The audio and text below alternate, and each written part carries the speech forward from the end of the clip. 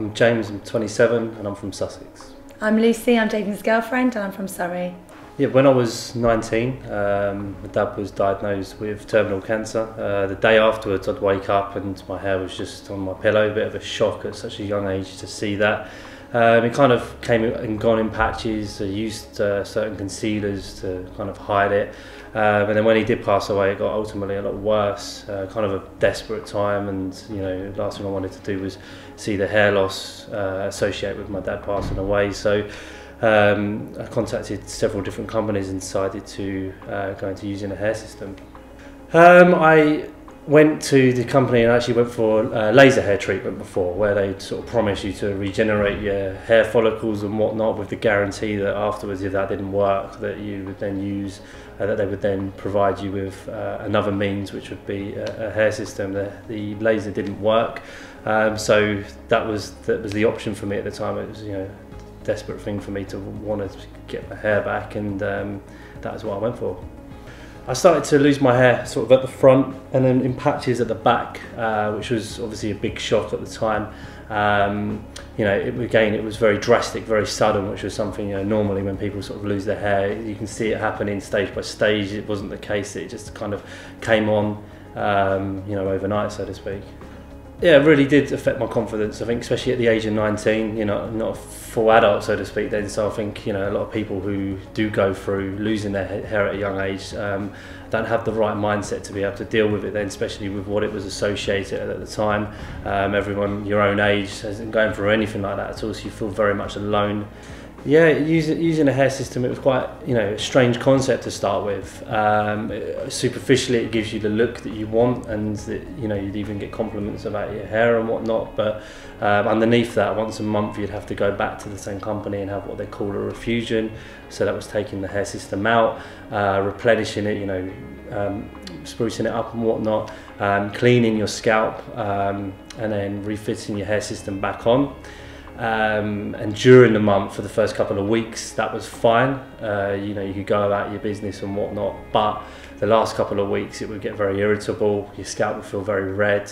You might have to reattach some pieces to your head and whatnot, and you'd always be in kind of fear that someone might see something. Yeah, I mean, showering, I'd only ever wash my hair, say, once a week. I couldn't necessarily, they tell you can go swimming, you can't go swimming.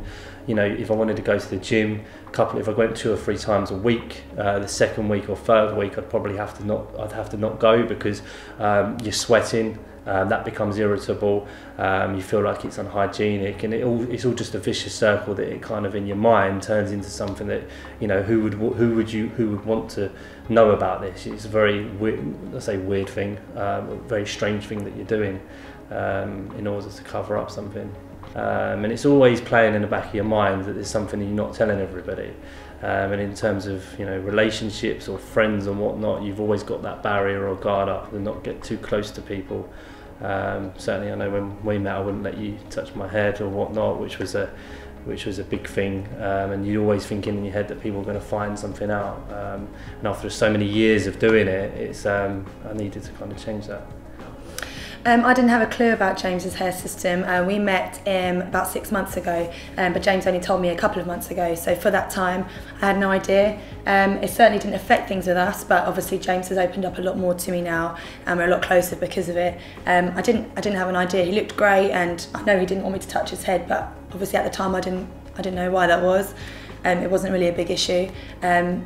And now, yeah, we're just a lot closer because of it. I'm so glad that he could tell me about it. Yeah, I think actually the initial, fear, if you like, of not necessarily the rejection. I know you weren't going to say something like, go away, so to speak. But it was a big thing to sit down and tell, not tell anyone, to telling one person that what you're doing, and the social stigma that might be possibly around that. And that's probably sort of any advice I give to anybody who's in a similar situation, who wants to tell somebody to go ahead and do it if they love you enough, that they're going to take that in and they're going to help you along. And certainly for me, it's been a massive weight off my shoulders. What I thought or perceived it to be isn't what it is, and that's the reason that we're here today, is because I was able to open up and we were able to look at other treatments. Yeah, it was a big day when James told me about this. Obviously I had no idea, so it was a bit of a shock to my system, but it didn't change anything or didn't make me think anything differently of James or what he's been going through or anything. It hasn't affected our relationship. It's made us a lot closer. But I don't see him any differently, and I'm actually really looking forward to this. I think it looks great, the treatment. I think James will suit this a lot. I've seen him now with his head shaved, and I can imagine the look it's going to look in a couple of weeks when it's all finished. I think he's going to look really good with it. Obviously I liked him with his hair system, I liked him with his hair like that, but as I said, it's not about James's hair, it's about James. It doesn't change our relationship in any way. Yeah, I'm really looking forward to him feeling a lot freer, for us to be able to do things that he couldn't have done before. We're both active people, we like to run together, go to the gym. I'd like James to be able to feel like he's freer every day. Even so much where he's sleeping, he has to have a pillow in a certain way. So things like that will be different.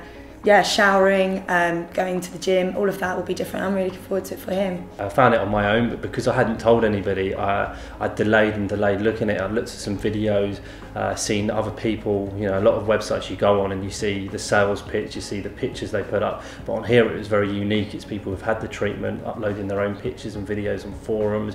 You read all through it, people step by step what it is, and I really looked into it, but it wasn't until I told Lucy and we sat down and I told her what I was doing, and it was the same day that I said, have a look at this website, what do you think? You thought it was great. Yeah.